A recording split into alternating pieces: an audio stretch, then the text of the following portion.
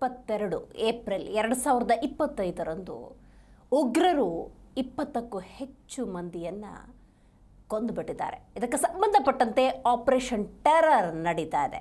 ಹೌದು, ಆ ಉಗ್ರರ ರೇಖಾಚಿತ್ರ ಆರಂಭಿಕ ಹಂತದಲ್ಲಿ ಬಿಡುಗಡೆಯಾಯಿತು. ನಂತರ ಫೋಟೋಗಳನ್ನು ಆಧರಿಸಿ ಕಾಶ್ಮೀರದಲ್ಲಿ ಆಪರೇಷನ್ ಟೆರರ್ ನಡೀತಾ ಇದೆ.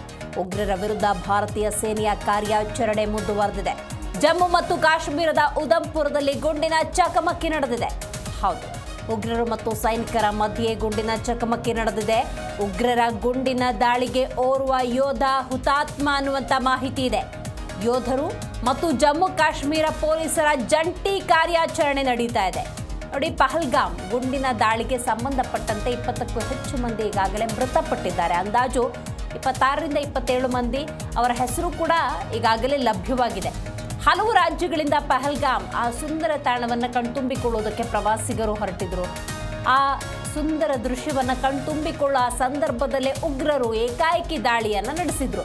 ಇದು ಒಂದು ಭಾಗ. ಆದರೆ ಪಹಲ್ಗಾಮ್ ಸಿಟಿ ಅನ್ನುವಂಥದ್ದು ಸೆಂಟರ್ ಆಫ್ ದ ಸಿಟಿ.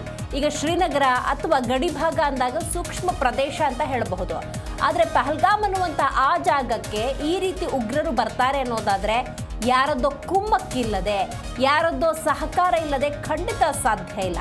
ನೋಡಿ, ಸೆಂಟರ್ ಆಫ್ ದ ಸಿಟಿಗೆ ಬರ್ತಾರೆ ಮತ್ತು ಯಾವುದೇ ರೀತಿಯ ಅಂತಹ ಸಾರಿಗೆ ವ್ಯವಸ್ಥೆ ಇಲ್ಲದಂಥ ಜಾಗದಲ್ಲಿದ್ದಂತಹ 1200 ಪ್ರವಾಸಿಗರಿದ್ದಂಥ ಜಾಗದಲ್ಲಿ ಅಂದಾಜು 30ರಿಂದ 35 ನಿಮಿಷ ತಮ್ಮ ಕಾರ್ಯಾಚರಣೆಯನ್ನು ನಡೆಸಿ ಅಲ್ಲಿನ ಪ್ರವಾಸಿಗರನ್ನು ಹತ್ಯೆ ಮಾಡಿದ್ದಾರೆ ಅನ್ನೋದಾದರೆ ಅಲ್ಲಿನ ಭದ್ರತಾ ವೈಫಲ್ಯವನ್ನು ಗಮನಿಸಬೇಕಾಗುತ್ತೆ. ಮತ್ತು ಕೇಂದ್ರ ಸರ್ಕಾರದ ಒಂದು ಇಂಟೆಲಿಜೆನ್ಸ್ ಎಷ್ಟರ ಮಟ್ಟಿಗೆ ಫೇಲ್ ಆಗಿದೆ ಅನ್ನೋದನ್ನು ನೋಡಬಹುದು.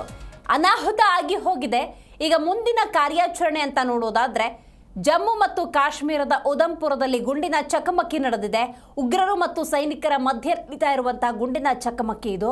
ಉಗ್ರರ ಗುಂಡಿನ ದಾಳಿಗೆ ಓರ್ವ ಯೋಧ ಹುತಾತ್ಮ ಅನ್ನುವಂಥ ಮಾಹಿತಿ ಕೂಡ ಲಭ್ಯವಾಗ್ತಾ ಇದೆ. ಸೆಂಟರ್ ಆಫ್ ದ ಸಿಟಿಗೆ ಬಂದಿದ್ದಂತಹ ಆ ಉಗ್ರರು ಆ ಸೆಂಟರ್ ಆಫ್ ದ ಸಿಟಿಯಿಂದ ತಮ್ಮ ತಾಣಕ್ಕೆ ಹೋಗಬೇಕು ಅನ್ನೋದಾದರೆ ಅಷ್ಟು ಸುಲಭ ಸಾಧ್ಯವಲ್ಲ. ಸ್ಥಳೀಯರ ಸಹಕಾರವನ್ನು ಕೂಡ ಪಡೆದುಕೊಂಡಿರಬಹುದು. ಈ ನಿಟ್ಟಿನಲ್ಲಿ ಆ ಉಗ್ರರು ಯಾರು, ಎಲ್ಲಿದ್ದಾರೆ, ಈ ನಿಟ್ಟಿನಲ್ಲಿ ತನಿಖೆಯನ್ನು ಮುಂದುವರೆಸಿದ್ದಾರೆ. ಇದೆಲ್ಲದರ ನಡುವೆ ಉಗ್ರರು ಮತ್ತು ಸೈನಿಕರ ಮಧ್ಯೆ ಗುಂಡಿನ ಚಕಮಕಿ ನಡೆದಿದೆ. ಉಗ್ರರ ಗುಂಡಿನ ದಾಳಿಗೆ ಓರ್ವ ಯೋಧ ಹುತಾತ್ಮ ಅನ್ನುವಂತಹ ಸದ್ಯದ ಅಪ್ಡೇಟ್ ಲಭ್ಯವಾಗ್ತಾ ಇದೆ. ಯೋಧರು ಮತ್ತು ಜಮ್ಮು ಕಾಶ್ಮೀರ ಪೊಲೀಸರ ಜಂಟಿ ಕಾರ್ಯಾಚರಣೆ ನಡೀತಾ ಇದೆ.